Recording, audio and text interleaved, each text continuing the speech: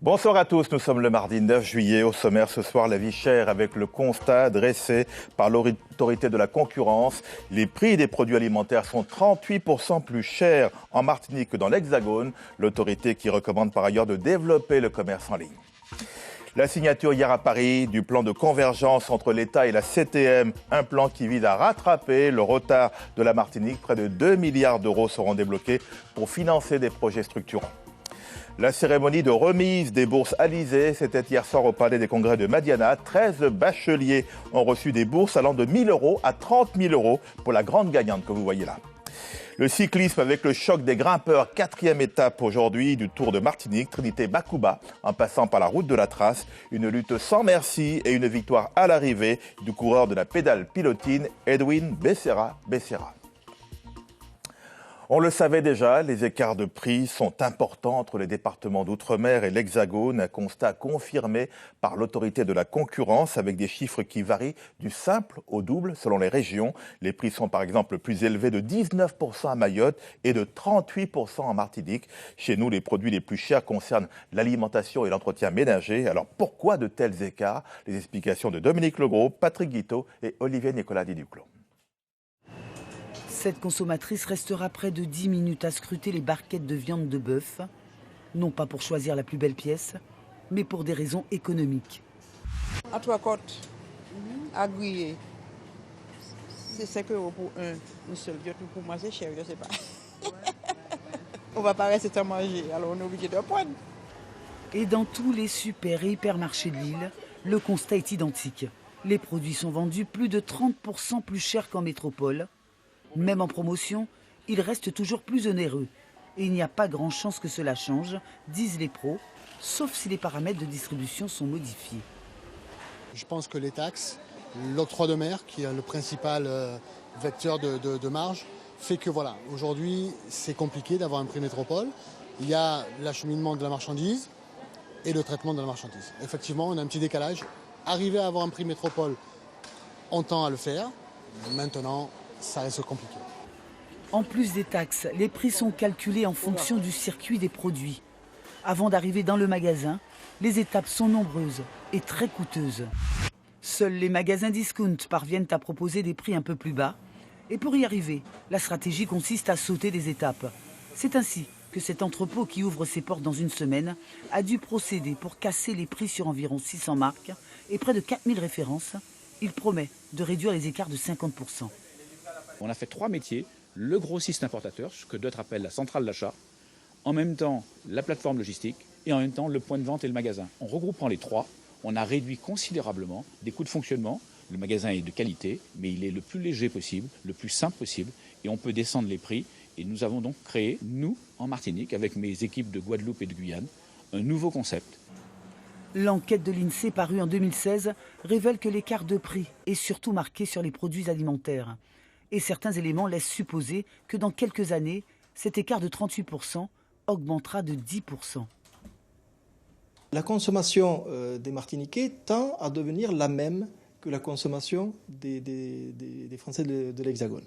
Donc les produits du style le fromage, le vin, etc. sont un peu plus chers. Et donc ici, ils sont encore plus chers qu'ailleurs. Et donc si on consommait comme un métropolitain qui vient vivre en Martinique, l'écart n'est pas de 38%, mais de 48%. Cette même enquête de l'INSEE publiée par l'autorité de la concurrence révèle que les produits les plus chers en Outre-mer sont les cosmétiques et les produits d'entretien ménager. La cérémonie de remise des bourses Alizé, c'était hier soir au Palais des Congrès de Madiana. Depuis 30 ans, les chefs d'entreprise et proviseurs de lycée s'associent pour récompenser et accompagner les bacheliers méritants. Ils reçoivent une aide financière durant toutes leurs études supérieures. 13 lauréats ont ainsi obtenu des bourses allant de 1 000 euros à 30 000 euros pour la grande gagnante. Parmi les jeunes à l'honneur hier soir, il y a une future ingénieure en aéronautique, c'est du moins son vœu. Elle se prénomme Jalna, on l'écoute. J'ai eu beaucoup de fierté, ça m'a prouvé à moi-même en fait que de ne pas abandonner, que je peux réussir peu importe ce que j'entreprends. Il faut juste que j'essaye, que je me donne les bonnes motivations. Qu'ils aient confiance en moi, ça m'a plu en fait, qu'ils m'aient sélectionné pour le premier prix en plus de la Bourse Alizée. C'est qu'ils me montrent qu'en fait qu'ils ont confiance à ce que je réussisse dans le projet que j'ai voulu poursuivre. Et pour moi, c'est vraiment une chance en fait et ça me permettra aussi de poursuivre dans mes études et de faire comme de longues études.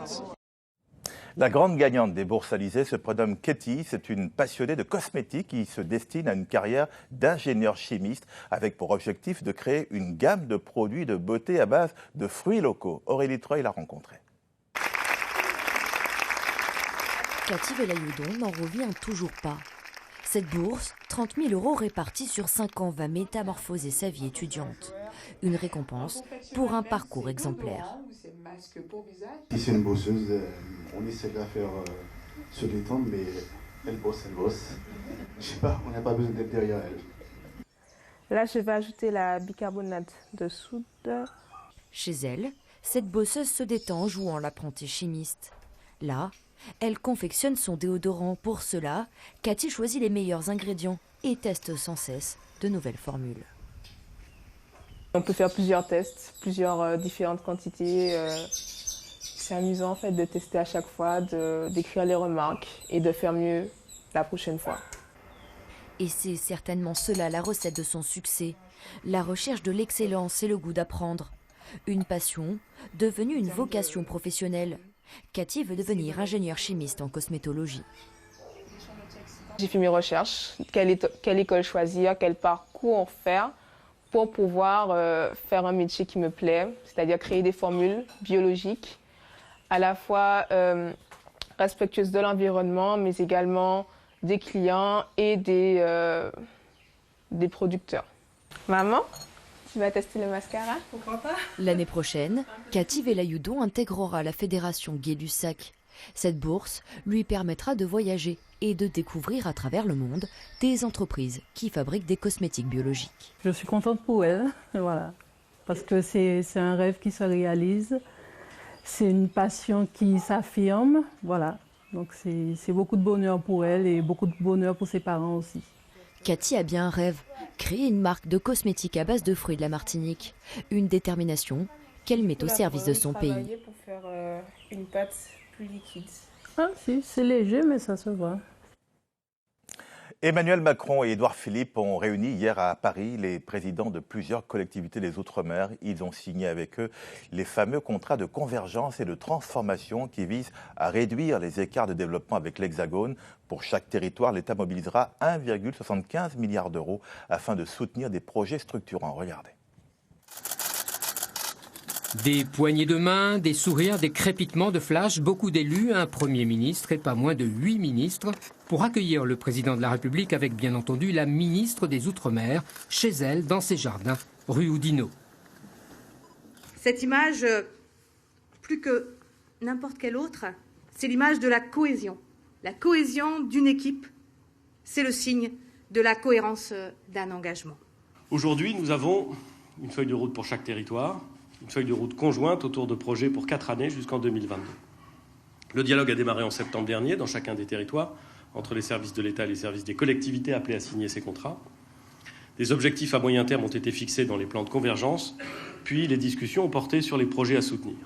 Ces fameux contrats de convergence et de transformation sont en fait des contrats de confiance entre l'État et les collectivités d'outre-mer, selon les propres termes du Premier ministre. Mais produiront-ils les effets escomptés? C'est la question. Il était important pour le président au-delà de rassembler, mais de donner confiance à ces populations des Outre-mer pour dire voilà, il n'y a pas de question d'économie sur ces territoires-là et que l'État les regarde au même titre que l'ensemble de la République. Ils vont en quelque sorte actualiser tous les grands projets qui étaient en cours, qui ont été normés, dont les appels d'offres sont lancés, et donc on y compte beaucoup, parce que ce sont des sujets qui non seulement ont fait part de discussions, de réunions avec les assises de l'outre-mer, avec les États généraux de Guyane, mais aussi avec les accords de Guyane.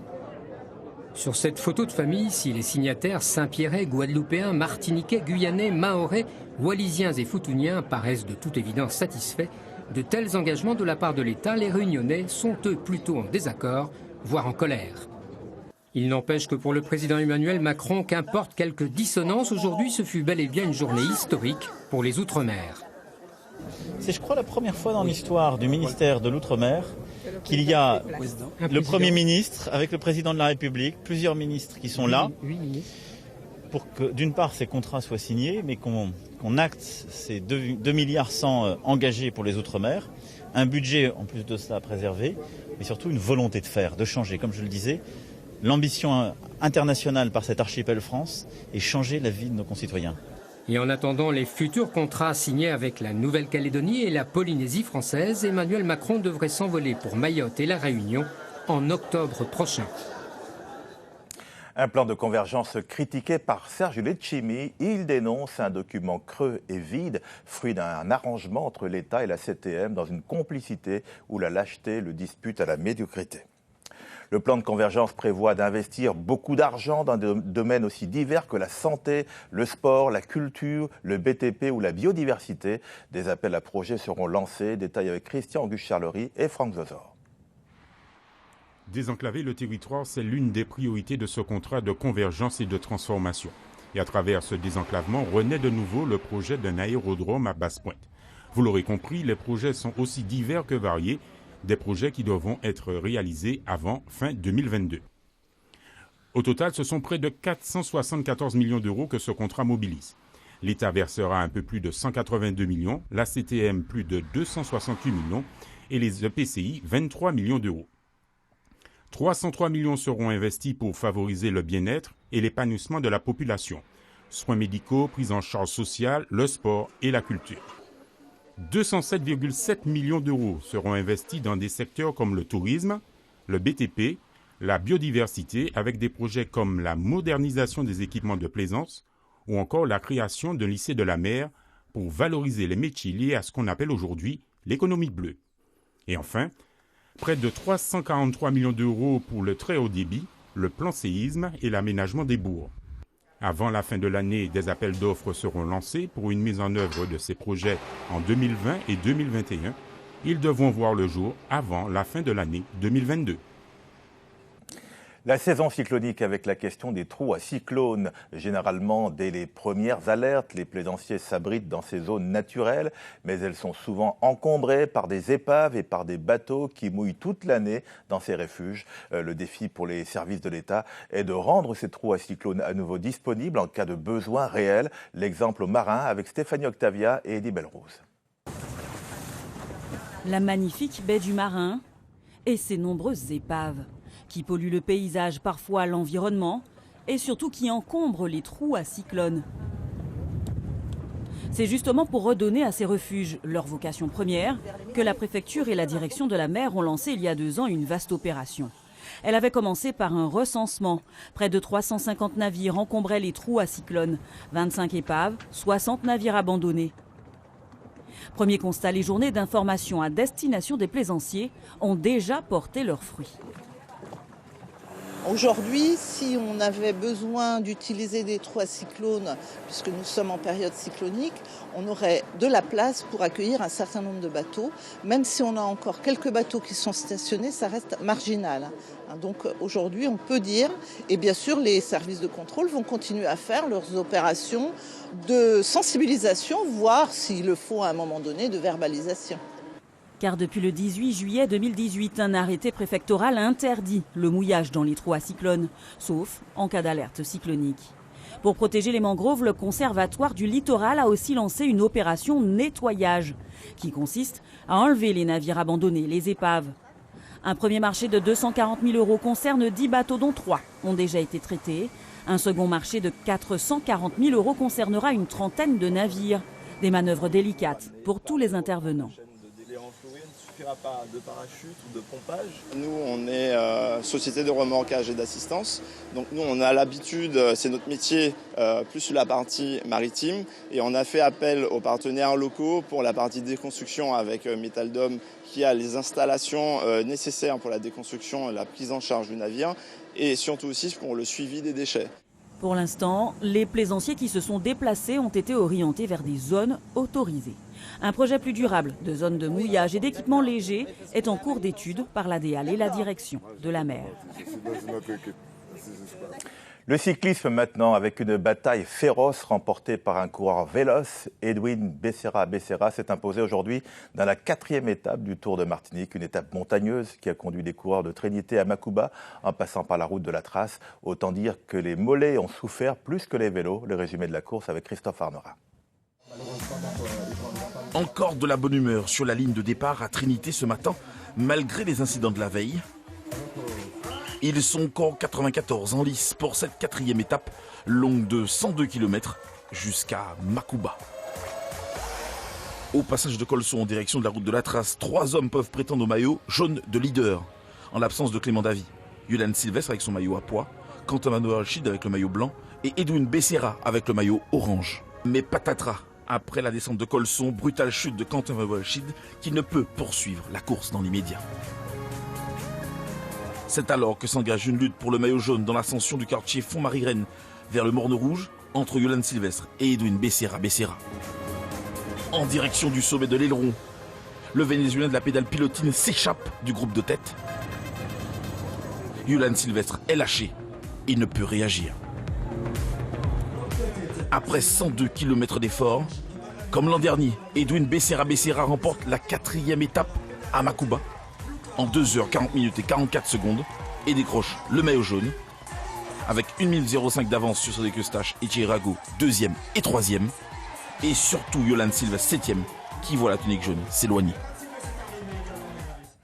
Depuis l'accident d'hier sur la ligne d'arrivée de Trinité où les coureurs ont percuté des journalistes, l'organisation du Tour fait de son mieux pour sécuriser le parcours et les derniers mètres avant la fin de la course. L'organisation qui réfléchit également à un nouveau système qui permettrait d'éviter que les caméramans ne soient plus sur la route. Alain Livory, Fabienne Léonce. Nous ne sommes pas en difficulté, on essaie simplement de leur permettre de suivre le côté gauche, de serrer bien sur le côté gauche, d'accord? Bon, j'y compte sur vous, et puis comme d'habitude, on tient la ligne là pour que les gens ne puissent pas sauter. Ok? Donc merci à vous. Bon possible. Dernier briefing de l'équipe de la ligne avant l'arrivée des coureurs à Macouba. Le sprint est lancé! Le sprint est lancé! Oh là là, Michael Stadisai! Oh, il y a une chute! Il y a une chute sur cette ligne d'arrivée. Après l'épisode malheureux d'hier à Trinité où des coureurs ont percuté des journalistes, l'heure est à la vigilance. Aujourd'hui, les caméras sont placées derrière cette ligne blanche, 50 mètres après la ligne d'arrivée. Là, nous les mettons un tout petit peu plus en retrait et nous allons faire un contrôle dessus qui n'est pas trop de journalistes. On met un tout petit peu plus en retrait et nous allons fermer un tout petit peu plus les fermer. Leur permet de rester. Mais pour le moment, comme je vous ai dit, il faut faire avec les moyens du bord. Hein. C'est comme ça et nous n'avons pas prévu. Il faut que le journaliste aussi travaille. Il faut que tout chacun travaille. Donc, on ne peut pas faire autrement. Après cet accident, le comité régional cycliste réfléchit à faire en sorte que les journalistes ne soient plus sur la route après la ligne d'arrivée. La route, normalement, appartient au coureur. Donc, normalement, nous devons faire le maximum pour que le coureur ne trouve pas d'obstacle. Donc, nous sommes un peu fautifs, c'est vrai, mais nous allons y remédier. Comme on va le baptiser, on peut le donner passerelle, on peut le baptiser autrement, c'est pas encore. Mais je vous assure que l'an prochain, ils ne seront plus sur la route. Hein. Alors, croisons les doigts et espérons que d'ici à la fin du tour, qu'il n'y ait pas d'autres accidents. On retourne ce soir encore au Festival d'Avignon avec une pièce de théâtre mise en scène et jouée par Danieli Francisque. Ça s'appelle « Moi, fardeau inhérent ». C'est l'histoire d'une femme qui attend seule dans la nuit, debout sous une fenêtre. Elle attend la charogne. Le reportage de Christian Tortel et Nordine Bensmail. Avignon, 21h, à quelques minutes d'un spectacle dans la cour d'honneur. Alors Guy Régis Junior, celui-ci est une pépite, il devrait vous plaire. 55 minutes. Un texte d'un auteur haïtien qui donne la parole à une femme qui, une nuit, décide de déposer son fardeau sous la fenêtre d'un homme. Sur scène, Danieli Francisque règne comme femme puissante. Ils ont eu peur que je me fasse défaire par lui par ce sauvage qu'ici terrasse tout, l'effacer enfin. Elle joue au Train Bleu, un nouveau lieu du festival. Bonne réputation du théâtre, mais faible fréquentation de la pièce pour cette première semaine. Mais voilà, demain, il y avait un peu plus de monde, donc ça c'est cool. Oui. Il y en aura encore plus. Débriefing de la représentation. Un spectacle troublant sur la violence entre hommes et femmes. Mon beau, je te serai amère, je te serai orageuse, dégoûtante, répugnante, nauséeuse, pestilentielle. Spectacle dérangeant, ce qui est une qualité. L'un des 5 directeurs du théâtre l'exprime par un autre mot. Sa radicalité, vraiment. Sa radicalité, la manière dont Daniélie porte ce projet. Elle en est à la fois évidemment la comédienne, la protagoniste, mais aussi la metteuse en scène. Elle est née avec une sorte d'héritage d'une histoire très très ancienne finalement, qui a traversé les générations de femmes qui l'ont précédée. Des histoires de non-dits, des histoires de violence, des histoires, des blessures, des cicatrices qui sont portées. Et tout cela constitue finalement ce fardeau qu'elle porte dès sa naissance. Ça laisse pas l'indifférence, ça prend aux tripes. Ça peut intéresser pas mal de femmes, mais ça ne s'adresse pas qu'aux femmes, bien sûr. Petit à petit, le panier des émotions s'est rempli. En créole, disons, c'est graines d'iri qui qu'a plein sac. Voilà, c'est la fin de ce journal local et régional. Je vous en rappelle le titre principal, la vie chère, avec le constat dressé par l'autorité de la concurrence.